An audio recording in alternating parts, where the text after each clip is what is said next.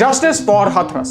हाथरस की वो लड़की एक विक्टिम बन गई, सिर्फ रेप की विक्टिम नहीं, हमारे सिस्टम की विक्टिम, एक ऐसे समाज की विक्टिम जहां पर 21st सेंचुरी में भी कास्टिज्म नॉर्मल है, जहां फैमिली के बगैर ही रात को फ्यूनरल हो जाता है, जहां जस्टिस की रात देखते देखते पूरी जिंदगी निकल जाती है। लेकिन क्या फर्क पड़ता है, क्योंकि अल्टीमेटली हम एक सेम साइकिल में अटक गए। पहले कुछ भयानक होता है, फिर हम रास्ते पर उतरते हैं, सरकार को ब्लेम करते हैं और फिर शुरू होता है एक लंबा इंतजार। हम इस साइकिल को ब्रेक करना चाहते हैं, एक स्टेप आगे जाना चाहते हैं, देखना चाहते हैं कि हमारे क्रिमिनल जस्टिस सिस्टम में क्या फ्लॉज है और उन्हें कैसे रिपेयर कर सकते हैं। रेप हुआ था या नहीं, फैक्ट्स क्या हैं, असली क्रिमिनल कौन है, ये फैक्ट्स तभी सामने आएंगे जब हमारा सिस्टम स्ट्रांग होगा। In the next few minutes हम 3 ऐसे फैक्टर्स के बारे में बात करने वाले हैं जिनकी वजह से हाथरस जैसे कई इंसिडेंसेस को जस्टिस मिलने में हेल्प होगी। ये कुछ एक्चुअल सॉल्यूशंस हैं, इमोशनल नहीं, रैशनल चीजें हैं जो हमसे कई ज्यादा स्मार्ट लोगों ने सजेस्ट की। अगर आपको लगता है कि हमारा डिस्कशन वैलिड है तो प्लीज इस वीडियो को शेयर कीजिए। नंबर 1, पुलिस की आजादी। भारत में 1 लाख लोगों के लिए सिर्फ 137 पुलिस है, यानी एक पुलिस के ऊपर 700 लोगों की जिम्मेदारी है। आज भी हम एक ब्रिटिशर्स के जमाने के लॉ को फॉलो करते आ रहे हैं, जो ऐसे टाइम पे बनाया गया था जब ब्रिटिश सरकार की नंबर 1 प्रायोरिटी थी कॉमन लोगों को कंट्रोल करना। आज लोग तो आजाद है लेकिन पुलिस आजाद नहीं है। आज पुलिस को आजादी की जरूरत है, एक ऐसी आजादी की जो उनको एक ऑनेस्ट पुलिस ऑफिसर बनने में हेल्प करती है। भारत में स्टेट के पॉलिटिशियंस पुलिस को कंट्रोल करते हैं। हर 3 में से 1 पुलिस ऑफिसर कहता है कि उसने अपने करियर में कभी ना कभी पॉलिटिकल प्रेशर झेला है और इसमें हाथ सभी के गंदे। भारत के कुछ आईपीएस ऑफिसर्स ने खुद कहा है कि जब भी कोई नई गवर्नमेंट इलेक्ट होके आती है तो सबसे पहले वो डीजीपी की ट्रांसफर करवाते हैं और अपने कोई भरोसे के डीजीपी को उस जगह लाते हैं। तो एक ऐसा सिस्टम जहां पर एक ऑनेस्ट पुलिस ऑफिसर को ट्रांसफर और सस्पेंशंस मिलते हैं और एक करप्ट पुलिस ऑफिसर को पॉलिटिशियंस का सपोर्ट, वहां पर कोई चाहकर भी ऑनेस्ट क्यों बने? पुलिस का काम जनता को प्रोटेक्ट करना होता है, सरकार को प्रोटेक्ट करना नहीं। ट्रेनिंग से लेकर पोस्टिंग तक, अथॉरिटी से लेकर रिस्पॉन्सिबिलिटी तक, जब तक पुलिस में रिफॉर्म्स नहीं आएंगे तब तक हाथरस को जस्टिस नहीं मिलेगा। नंबर 2,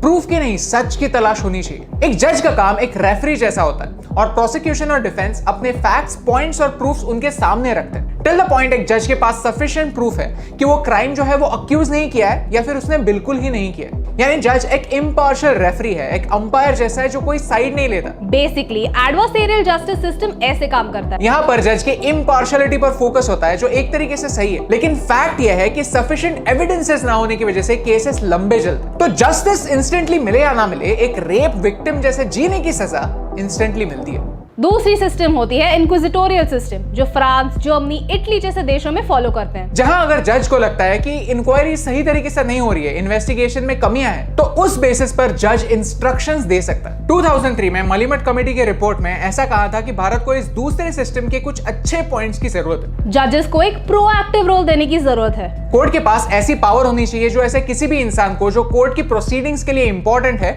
उसे एज अ विटनेस बुला सके, भले वो विटनेस लिस्ट में हो या ना हो। जब तक हम जजेस को उनकी असली पावर, उनका नॉलेज यूज करने की परमिशन नहीं देते, तब तक हाथरस को जस्टिस नहीं मिलेगा। Number 3, smart investigation. ऐसे केसेस में जहां पर ये डिलेज आप देखते हैं और फ्रस्ट्रेट होते हैं, उनका नंबर 1 रीजन है फोरेंसिक रिपोर्ट टाइम पर ना मिलना। 12,000 रेप के केसेस पेंडिंग है सिर्फ इसलिए क्योंकि फोरेंसिक लैब्स में बैकलॉग है। इन केस ऑफ रेप आपको कुछ टेस्ट इमीडिएटली करने पड़ते हैं। एक फिक्स पीरियड होता है जब तक बॉडी में सीमेंट डिटेक्ट होता है। पुलिस का अप्रोच काफी कैजुअल होता है, एविडेंसेस टाइम पर नहीं पहुंचते। भारत में जो फोरेंसिक लैब्स है उनमें स्टाफ शॉर्टेज और आउटडेटेड इक्विपमेंट है, इससे केसेस का बैकलॉग बढ़ जाता है। उत्तर प्रदेश का एग्जांपल लेते हैं। फोरेंसिक लैब्स में 1100 में से 830 यानी 75% पोस्ट खाली है। जब केसेस कॉम्प्लिकेट हो जाते हैं तो विटनेस झूठ बोल सकते हैं लेकिन मेडिकल एविडेंस सच बताता है। और जब तक हम ये नहीं समझेंगे तब तक हाथरस और ऐसे लाखों केसेस को जस्टिस नहीं मिलेगा। सी, हमारे लैब्स कमजोर हैं, लेकिन फिर भी इस ब्रोकन सिस्टम के साथ कभी कभी कुछ लोग कमाल कर देते हैं। उत्तराखंड पुलिस ने डीएनए टेस्ट की हेल्प से एक रेपिस्ट को अरेस्ट किया। अच्छे फोरेंसिक्स की वजह से एक 9 साल पहले हुए मर्डर की मिस्ट्री सॉल्व हुई जब एक सिगरेट बट की जांच करने पर डीएनए मैच हुआ। तो ऐसा नहीं है कि सारे लोग बुरे हैं, प्रॉब्लम यह है कि उनके हाथ बंधे हुए हैं। मलिमट कमेटी ने 2003 में 300 पेज का रिपोर्ट और उसके साथ 150 से ज्यादा रिफॉर्म्स सजेस्ट किए थे। जस्ट काउंट कीजिए, उसके बाद कितनी गवर्नमेंट्स आई और गई, क्या किसी ने भी उस पर एक्शन लिया? नहीं।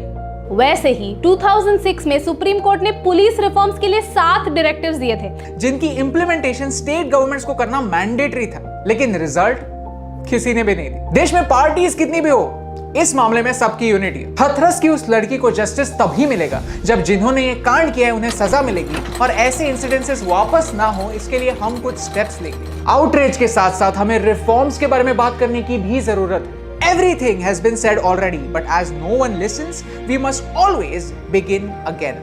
मलिमठ कमेटी की रिपोर्ट इस लाइन से शुरू होती है एंड यू नो व्हाट, 17 साल बाद भी ये लाइन वैलिड है। और ये लाइन तब तक इनवैलिड नहीं होगी जब तक हम कुछ वैलिड क्वेश्चंस पूछना शुरू नहीं करते। जब गवर्नमेंट को पता चलेगा कि आपको और मुझे जो उनके लिए वोट करते हैं उन्हें ये सारी चीजें पता है और उन्हें इनसे फर्क पड़ता है, एक्शन तभी ली जाएगी। ये सवाल ऐसे लोगों तक पहुंचाने में मेरी हेल्प कीजिए जिनमें एक्शन लेने का दम हो। Tag your favourite leaders, influencers और आपके दोस्तों के साथ इस वीडियो को शेयर कीजिए।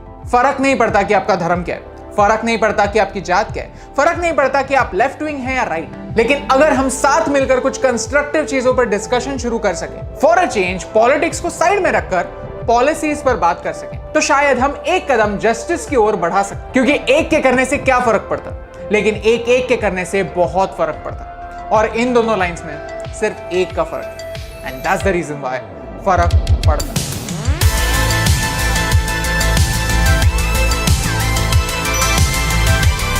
हे यस टीम, आज हमने क्राइम होने के बाद क्या स्टेप्स लेने चाहिए ये चीजें डिस्कस की। क्राइम रेट कैसे कम करें, प्रिवेंशन